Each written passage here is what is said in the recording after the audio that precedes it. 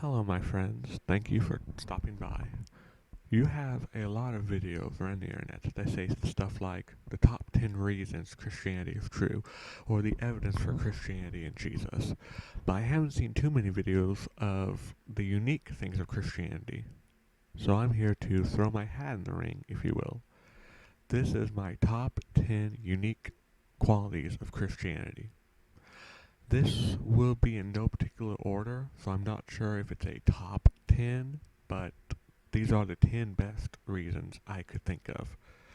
And before we get into this, if you like my videos and rambles, please subscribe down below and click that bell if you actually want to be notified. So let's get into this. Point 1 I want to talk about is that the Bible claims something unique about God. You have other religions that claim you either have to earn salvation, similar to Islam. You are never guaranteed salvation, again, similar to Islam, or you are never to reach it. I guess like Calvinism is like that. I believe you'd almost put Buddhism in that because if there's salvation, no one really reaches it. But the Bible claims something unique. It claims that you can experience salvation and you can be guaranteed it without ever earning it. And yes, I know the Catholic religion states that you have to earn it, but I can make a video about this in the future. There are just too many differences for me to consider that to be like a Christian branch. The big one would be the way to salvation. From works and grace are two so different, very different things that's hard for me to consider the same thing. But that's point 1. The Bible claims something unique about God and His system. Point 2. Christianity has a knack for growing in oppression. Generally, and religion tends to grow in clusters because people feel comfortable with people like them. I took a psychology course, and I forgot what it's called, but basically, I think it's conformity. Basically, people will tend to mold their minds to what is popular around them. And this is part of the reason why you have certain religious sectors of the world. For instance, in India, most tend to be Hindi. In Northern Africa and the Middle East, most tend to be Muslim. And a lot of this is because of conformity. It's much safer and better to just behave the way people around you do. Christianity is unique that a lot of times it has and does grow in pockets of oppression. The best example currently right now is China. I read a report that between 250 and 400 million Christians are in China right now, and that number is growing. And that is a place that is extremely hostile towards Christians or any religion for that matter. Christianity grew during the days of Rome where it was very hostile. It has grown in Africa where it would be hostile, and right now it's big in South America where it once was hostile. It's like I understand that that other religions do grow in pockets of oppression, but Christianity has grown the best when it's in pockets of oppression. Again, best example is China. I know there are some people who may defend China, but they're indefensible. They are really harsh towards Christians. Point 3. The Bible shows us how human nature has not changed. People are stubborn and will believe what they want to believe regardless of the evidence. They rarely change their minds. Sometimes they do. I have, but rarely do they. I'll give you an example. The best example in the Bible would be in Exodus. The people in Exodus were very stubborn and still didn't believe in God, even when they saw a pillar of fire, the Red Sea parting, and when they saw manna rain on them. The Bible gives numerous examples of human nature, and it's amazing how that doesn't change. You have a lot of people who say, well, no, we're better than we once were. We're no longer as barbaric. While they forget that three of the most barbaric people ever, Hitler, Stalin, and Mao Zedong, although all their crud happened less than 100 years ago, I would say that we are hardly better than where we once were. It just seems like that. And even then, we are doing stuff that I guarantee you 100 years from now we'll be looking back and saying, holy crap, we were horrible. Like abortion. But basically, the Bible gives an account for human nature that amazingly does not change. Whether from hundreds of thousands of years ago, cave paintings and stuff, to now, human nature is still the same. We are still stubborn, we are still selfish, and we are still set in our ways in many cases. The Bible is no different. And you hear this a lot from atheists. You hear them saying like, well, if God just shows me, I would believe. However, I doubt that, because there have been, again, the Bible claims that, yeah, I can show you, God can show you stuff, but you still won't believe. So it's like human nature does not change. Point 4. The Bible claims that God literally took the form of a real-life person.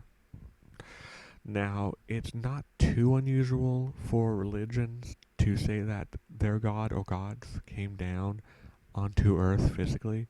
For instance, I believe there are some Egyptian and Greek mythologies that claim that their gods did just that, but I don't think there's any evidence of that person being real. Like, I'm not expert per se in Greek mythology, but for instance, there's not a perfect example, but Hercules was a demigod and he came to Earth, but he wasn't a real person, not that I know of. And I believe something like Osiris in Egypt did come to physically to Earth, but again, he wasn't a real physical historic person. God claims to come into the form of Jesus, who was a historic person. I don't think there's any serious historic scholar who claims that Jesus was made up or never existed. I think there's just too much evidence to claim that there's too much evidence to suggest that he was not real. He definitely was real. People can argue all day long whether or not he was divine, but he was real.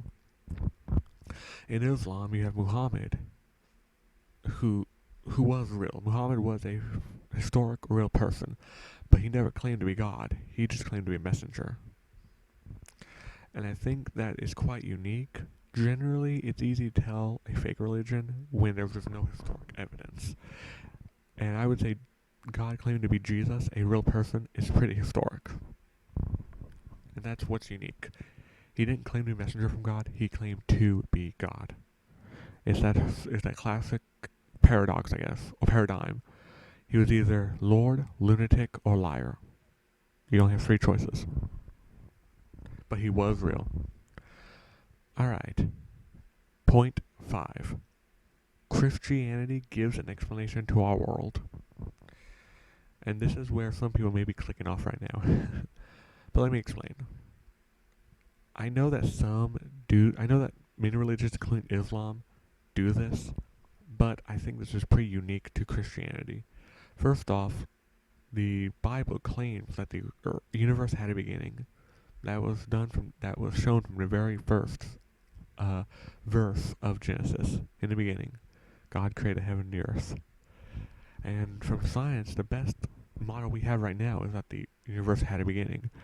I know there are theories out there that say the universe is eternal. It will close up at a certain point and it will explode again in another singularity. But I don't think there's any evidence of that, or at least no strong evidence. That's simply an idea that one person has. The math may be good, but as John Lennox says, math can explain but can't cause. But right now, the best evidence we have in cosmology is that the universe had a beginning and there was nothing before it. You can believe the Lawrence Krauss theory where nothing, literally nothing, exploded into something, but that takes faith that you claim not to have. Now, I'm a biology major in college, and when I look at biology, I see a set of laws that are very strict, that the nature has no business following, but does anyway. It does not seem likely these laws just came out of nothing by chance. I have heard theories that say that, well, there's an infinite number of universes, then eventually there would be a universe like this that would have laws like this. And yes, if that were the case, I would agree. But the issue is that you can't just say if there were universes. You can say that there's a mathematical possibility or probability of it, but again, you saying it does not cause it. There needs to be evidence of that doesn't. You don't have to prove that there are parallel universes because I can't prove that there's God, but I can show evidence, and I have not seen enough convincing evidence that there's parallel universes. So the point is, the Bible gives a very good explanation to our world, scientifically. Halfway done. Point 6. The messages in the Bible are surprisingly contemporary. Now, you hear a lot of people say, well, the book is outdated and doesn't really make sense in a modern setting. But is that really true? Honestly, when I read it, it's fairly easy to understand in most cases. For instance, The Prodigal Son is a very good story that is very understandable and relatable today. You had a son who was a spoiled brat who went from home, gambled in Las Vegas, if you will, it all away, came back home, and was afraid that his father was going to hate him. But his father welcomed him back in open arms and missed him and loved him and was glad he was back. And I think people who have kids can relate to that. If your child runs away and comes back, you will not be angry. You will be happy that they're back. That's a surprisingly contemporary message. Another one would be the story of Ruth. Ruth lost everything, and she and her stepmother, I think Naomi, were left with nothing, and they went to, I guess, go reap the field. And then, I think Moab saw Ruth and was smitten by her, and decided to treat her with more favor, like telling his servants to drop more grain for her to collect. She noticed that, and she and Naomi had a very, I guess, womanly talk. You're talking about men.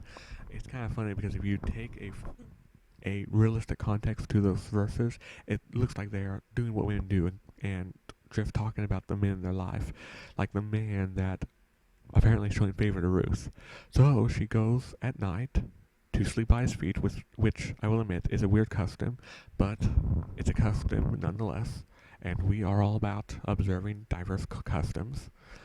And slept by his feet, and that basically meant that she accepts him. If you think about it, that is a very modern love story. I can totally see that in a romantic comedy. Another story would be Job, and while this one takes a little more imagination, basically it's a man who also lost everything but kept his faith in God. I think a lot of us know people personally who do this. They have cancer, they're dying or something, they lost a loved one or many loved ones, and they still have faith in God. You could take the attitude of, there's a band called A Perfect Circle, and their first hit called Judas, the singer wrote the song, a very, I guess, blasphemous song, in response to his mother. Apparently his mother, I think named Judith, was dying of cancer and was getting sicker, and she held her faith, and he wrote a song basically not understanding why. He believed that her God was forsaking her. This is basically Job right here. She is losing everything and feel like she's dying, and you have loved ones or friends telling her there's no reason to believe, and she's believing anyway. That takes some strong faith. That is surprisingly contemporary. And of course, probably the best story would be the story of Jesus, a king who left his throne to save people. It may not be relatable, but it's understandable and still tugs at heartstrings even today. You had the movie Passion of the Christ, which was very controversial, but got to people emotionally because the story still touches even today. It's not outdated in any way, shape, or form. Point 7. Jesus, the Son of God, is extremely relatable himself. I want to focus more on Jesus right here. Generally, when you have a God, in other religions, they're generally very royal and separate from the people. For instance, Zeus did not interact much with people. When he did, it was for very selfish reasons, like mating with a human to create Hercules, basically cheating on his heavenly wife. I'm trying to think of others. Generally, there are other, like for instance, in Hindi, you have the gods who don't tend to mingle with the people. They tend to stay above them and look down on them. Jesus, God, was very unique. He became man, and not just a king, but a regular man. If you read the Bible, you see that in modern tongue, Jesus was a blue-collar, working-class guy. He was a carpenter who had very little money and made everything he had. Like I said, some people say he's a hippie. Maybe. I say he was blue-collar, a working class. And his ways did not stop there. Towards the end of his story, he washed his disciples' feet. That's not something a king would do. That's the opposite of what a king would do. Showing that he came down to save his people. He interacted directly with people, and I think that's why so many poor people and poor communities resonate with Jesus so much. Because he was poor and he knew that lifestyle. There's a great song by a classic band called Petra called He's Been in My Shoes. And it's basically a story of Jesus is extremely relatable because he knows what you went through. And I think this is why a lot of rich people have trouble being born again. Not necessarily Christian, but born again. Because as we saw from, again, a Jesus parable, or actually it may have happened to him, I don't remember. The rich man asked Jesus, "What can I do to be saved?" And he basically said, "Give up everything you love." And he couldn't do that. It wasn't a sin to be rich, because Abraham was in heaven, and he was one of the richest men in the land. It was a sin to love your money more. If your destiny is to lose your money, that is what has to happen. And do you honestly think a lot of rich people nowadays are willing to do that? If somebody came to like Taylor Swift and said, "It's time to give up all your possessions," could she do it? Could any celebrity do it? Some could, most can't. And that's why Jesus resonates with poor people so well, because he was poor and he knows that lifestyle. 8. Christianity gives evidence of its credibility. The biggest reason Christians believe in the Bible, including some of the stuff that seems a bit odd, is because of the resurrection of Jesus. I believe there's enough evidence, especially if you go by most standards, that Jesus did rise from the grave. There's a number of channels there's some videos I've watched that give good evidence for this. When you go through it, it seems rather unlikely that these people were lying, or that the Romans did not do their job very well in guarding Jesus' body. I think there's too much evidence to suggest that he did not rise. And if he rose and got that correct, then everything else must be correct. But we don't have to just stop there. For instance, the Bible also discusses human nature, which I spoke about earlier. And that stuff still resonates today. Also, there's a passage that basically says the earth is round. Well, that's a bit odd, because I thought that early people, early backwards thinking people believed that the earth was flat. No, the Bible claims that the earth is round.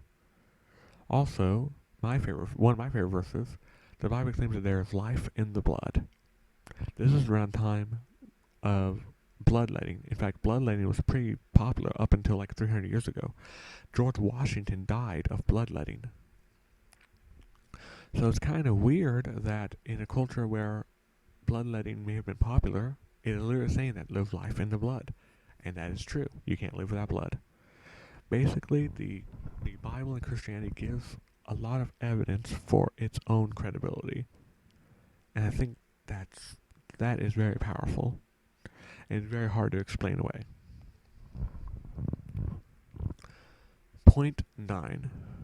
Much of the meat of the Bible, I'm here talking about the Gospels, was written based on memory and reporting, not on dreams and visions. Yes, there are parts of the Bible that state dreams. For instance, Joseph saw a dream saying the angel, with the angel telling him that, yes, Mary is a virgin baby carrier, basically. She is carrying the Savior as a virgin. And Joseph goes back to my point of human nature and realism in the Bible. Most people would not believe that a virgin got pregnant, and Joseph was one of them, because that does not happen. Anyway, there's a lot of the Bible that is written from dreams and visions, but the Gospels, which are arguably the most important books, were not. They were based on reporting and memory. Now, a lot of people say that, well, how good can it be? They were written about 50 plus years after the events took place. Well, yeah, but back then, that was very common, extremely common. Most things actually had a longer time before they were written. The amount of time between the Gospels and the events is surprisingly short. And basically, what that means is, for instance, the entire Quran is based on a vision or dream that Muhammad had. The entire Book of Latter-day Saints or whatever for the Mormons, the Third Testament, if you will, was based on some kind of dream Joseph Smith had after he probably ate some mushrooms. But the Gospels and letters of Paul were all written based on memory. They didn't say, we had a vision of this. They were saying, this is what we saw, this is what we experienced. And I think that's extremely unique, because it also goes back to a point where I was saying it was based on historical people and historical events. Like, it's just something that a lot of people really need to think about. This wasn't based on a dream somebody had. This is based on something somebody saw and was willing to die for. Which leads us to point 10, and probably one of the strongest points I can make. Historic people of the Bible were willing to die for what they knew and saw to be true, not for what they believed. Now, what does that mean? Well, people die for what they believe all the time. Like, I don't know God exists. You can't know that.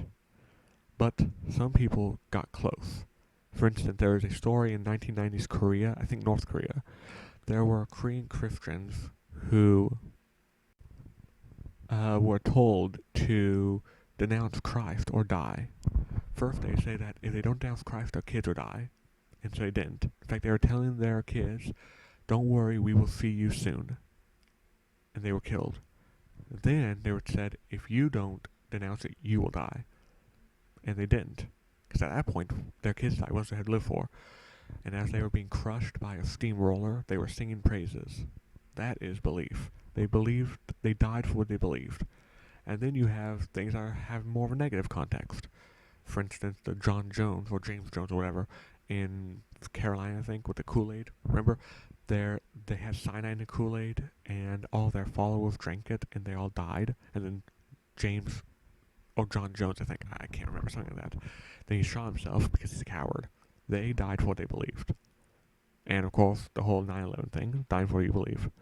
This one's different, however. The disciples weren't willing to die for what they believed. They didn't say they believed Jesus rose from the dead. They said they saw Jesus rise from the dead. No one dies for what they believe. No one dies for what they know is a lie. I have not found a single piece of evidence for people dying for what they know to be a lie.